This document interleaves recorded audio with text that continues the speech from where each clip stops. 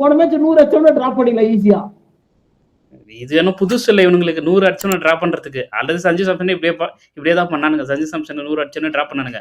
இப்ப ருத்ராஜ் சரி இப்போ அந்த லிஸ்டியே எடுத்துக்கினா கோலிக்கு அப்புறம் அதிகமாக ஆவரேஜ் வச்சுருக்கிறதே ருத்து தான். அவனே நீங்கள் ட்ராப் பண்ணிட்டு போகிறீங்க. பேக்கப்பாக கூட இல்லை. இப்போ நம்பர் 4 கேர் பேக்கப்பு நோ பேக்கப் அவன் ஆடுவானே தெரியல. இதுல பேக்கப் கேட்டுக்கிறேன்.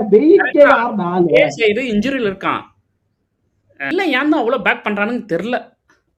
இப்போ கேப்டன் கில்ல போட்டே ஆகணுமா? ஏன் கீழே நல்லா தானே பண்ணான் லாஸ்ட் சீரீஸ். அவனே கண்டினியூ பண்ண வேண்டியது தானே. என்ன கேப்டனா பிடிக்கிட்டான்னு நீங்க அவனுக்கு திரும்ப திரும்ப கேப்டன் குத்துனுக்கிறீங்க. பேக்கப்பா கூட ருத்துவெல்லாம் நீங்க கன்சிடர் பண்ணலாம். நீலாம் என்ன அளவுக்கு டீம் எடுக்கிறன்னு எனக்கு புரியல. அப்ப எதுக்கு அவனை ஆட வச்ச போன சீரிஸ்? அவனை ஆடே வைக்காம இருந்திருக்கலாம்ல. அவனுக்கு ஒரு ஓப் கொடுத்து குமார் ரெட்டி அந்த ஸ்கீம் ஆஃப் திங்ஸ்லனா வந்தாரு. யாரு? நிதிஷ்குமார் ரெட்டி. அவனை விட்டுரு, அவன் நெக்ஸ்ட் வரேன். இப்போ அவனை எதுக்கு நீங்க லாஸ்ட் சீரிஸ் ஆட வச்சுங்க ருத்துவ? அப்படியே விட்டுருந்தீங்கன்னா அவன் பண்ண டொமஸ்டிக் ஆண்டு இருந்திருப்பான். தேவையில்லாமல் அவனை போய் இந்தியன் டீமில் சான்ஸ் கொடுக்குறன்ற பேரில் கொடுத்து அவன் நல்லா பர்ஃபார்ம் பண்ணாலும் நீங்கள் ட்ராப் பண்ணிடுவீங்க.